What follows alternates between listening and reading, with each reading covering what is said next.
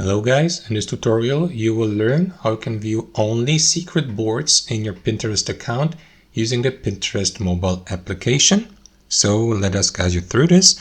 Let me launch the Pinterest app on my Android phone in the first step. What you want to do in the next step, guys, is tap on this saved button in the bottom right corner to access your Pinterest board overview. And here at the top you will see these three tabs: pins, boards and collages. So what you want to do is head over to the boards. Here you will see an overview of all boards you have saved so far in your account.